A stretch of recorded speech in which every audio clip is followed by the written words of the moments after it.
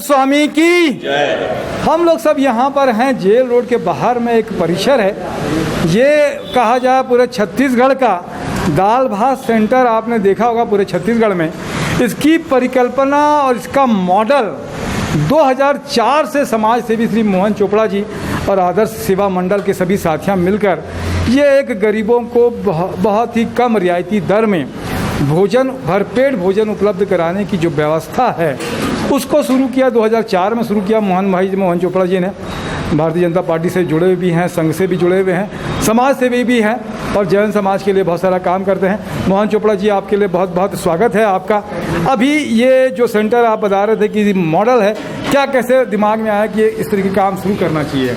2004 में मैं Chhattisgarh jail board का मेंबर था और जब यहाँ आता था तो यहाँ जेलर एक श्यामराज सिंह थे।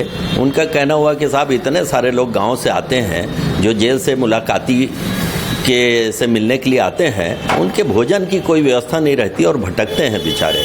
तो एक छोटे से 10 बाई 10 के कमरे में देवेंद्र नगर के जैन समाज के कुछ नवयुवकों के माध्यम से मैंने यह सेंटर शुरू किया और 17 साल से सतत ये सेंटर चल रहा है। धीरे धीरे इसका स्वरूप बड़ा हो करके इसमें जो सामने अंबेडकर अस्पताल है, वहाँ जो मरीज़ हैं उनके परिजन आते हैं, राहगीर आते हैं, ठेले वाले, खोमचे वाले, रिक्शे वाले आते हैं, ट्रेन से यात्रीगण आते हैं, साक्षात्कार देने के लिए जो बच्चे आते हैं और गांव से जो किसान मजदूर भी आते हैं, वो सब इस सेंटर से प्रभावित हो करके इसको एक बड़ा स्वरूप दिया गया है।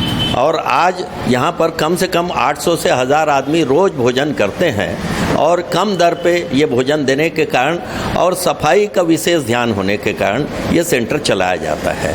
इस सेंटर की 2 खासियत है कि एक तो जो भी व्यक्ति भोजन करता है वो अपना थाली स्वयं उठाता है, स्वयं भोजन लेता है और फिर उसके बाद अपना जूठा उठा करके और स्वयं थाली धो करके अपने स्थान पर रखता है। दूसरा जो बड़ी बात है, जैनिज़्म के हिसाब से इस सेंटर में प्याज और लहसुन का हमने कोई इस्तेमाल आज तक नहीं किया है और उसे वर्जित किया है। और लाभान्वित हो करके जब लोग जाते हैं तो हमको भी बड़ी प्रसन्नता होती है। उसके बाद ये छत्तीसगढ़ शासन ने एक योजना चालू की दाल भात सेंटर की, तो हमारे इससे प्रभावित हो करके उन्होंने पूरे छत्तीसगढ़ में लागू किया और लगभग पिछली सरकार के रहते तक ये योजना चली।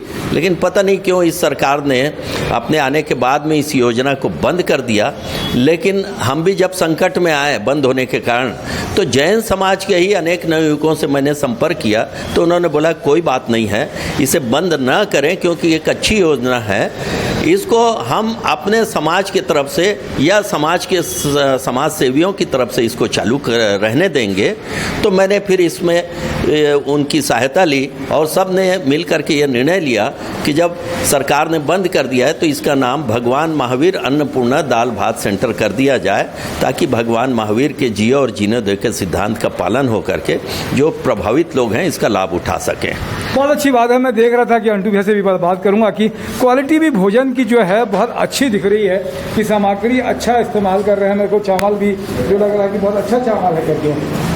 सब चीज़ें बहुत क्वालिटी की ली जाती है। जितने कर्मचारी हैं ये सब इस बात का ध्यान रखते हैं, साफ़ सफाई का ध्यान रखते हैं।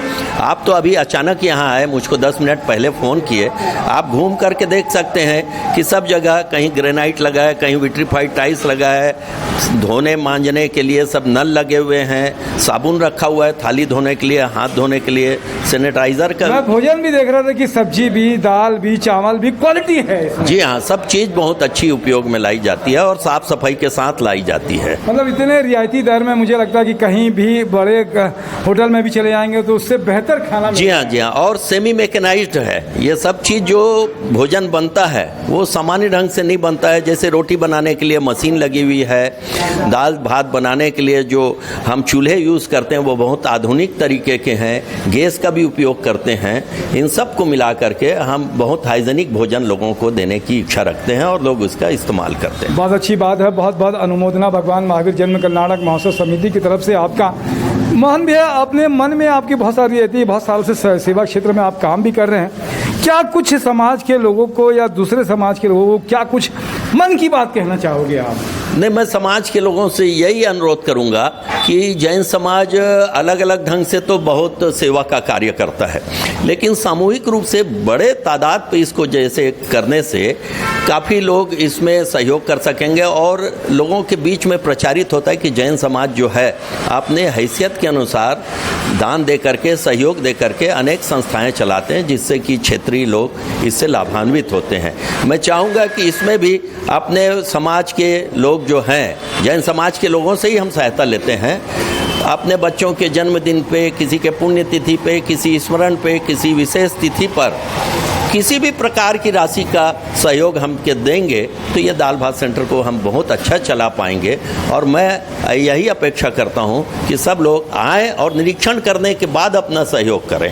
बहुत अच्छी बात है कि प्रत्यक्ष प्रमाण की आवश्यकता नहीं होती है और एक लैंडमार्क जिसको बोलते हैं कि कोई ऐसा काम करो जो पहचान दिलाए आपको जैन समाज को निश्चित रूप से सामूहिक एकता के रूप में। जैसे ये देख रहे हैं भगवान महावीर जन्म भगवान महावीर अन्नपूर्णा भोजनालय, वैसा ही कोई बड़ा काम, इसी काम को अगर लगे कि पूरे छत्तीसगढ़ से या पूरे देश भर से लोग यहाँ पर आके ये कहें कि यार भरपेट भोजन की तृप्ति होती है, यहाँ होती है और यहाँ भोजन मिलता है, बहुत अच्छा रहेगा। आपने समय दिया इसके लिए। एक बात और बता दूं जी कि हमारे इस मॉडल को देख करके छत्तीसगढ़ सरकार ने जितने भी बाहर से आए हुए लोग हैं उन सबको इसका निरीक्षण करवाया, चाहे बिहार से आए, चाहे उत्तर प्रदेश से आए, चाहे उड़ीसा से आए, वहाँ के मंत्री तक आकर के, अधिकारी, बड़े वरिष्ठ अधिकारी दिल्ली से भी आकर के इसका निरीक्षण करके गए और उन्होंने इसकी सराहना की। और इसी आधार पर अनेक प्रदेशों में, चाहे राजस्थान है, मध्य प्रदेश है, बिहार है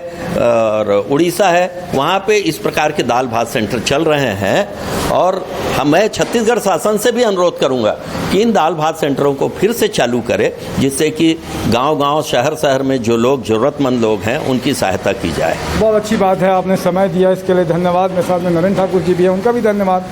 जय जोहार, जय छत्तीसगढ़ और जय जिनेंद्र।